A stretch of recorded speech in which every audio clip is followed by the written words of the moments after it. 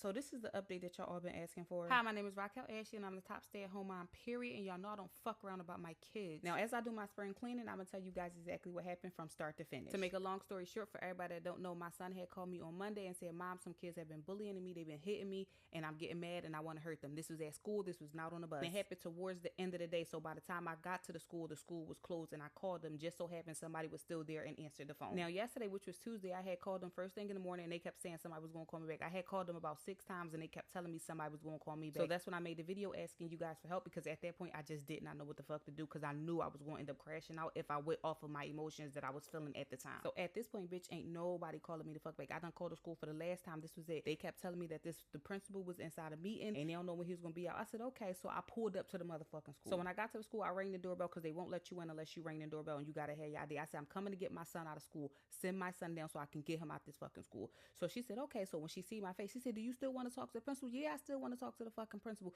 Don't ask me no questions. They knew exactly who I was when I got there. So when she asked me that, she said, well, he's still in the meeting, but I'm gonna go get him and let him know you here. So he finally comes out. He comes and talks to me. I'm telling him everything that's going on, everything my son experienced, and basically he's just like, yo, I gotta investigate. That's why I didn't call you back. I'm not sure what's really going on. I gotta ask the teachers and all this bullshit. And that kind of pissed me off, because when my motherfucking son took a fucking juice, y'all called me talking about he's still in juices when he ain't had to steal no motherfucking juices. So I looked him dead in his face and I said, this is not about to be another Carmelo situation. I said, y'all need to figure out exactly what's going on, because if my son don't feel safe in the school, I'm not sending him the fuck back. I understand y'all got those PSSAs and everything, so if that's more important than my son's safety, let me know right now. And he was just like, I assure you, we're gonna handle it, we're gonna get to the bottom of it, and I'll call you back as soon as I find something out. I said, okay. So I still got my motherfucking son. I took my son and we was up the fuck out of there. And when I got home, I sent the school board, their mothers, their grandmothers, their uncles, their aunts, their cousins, everybody a message to let them know exactly how I felt and what was going on. If something is not handled and my son keeps being bullied, I will be back up there again.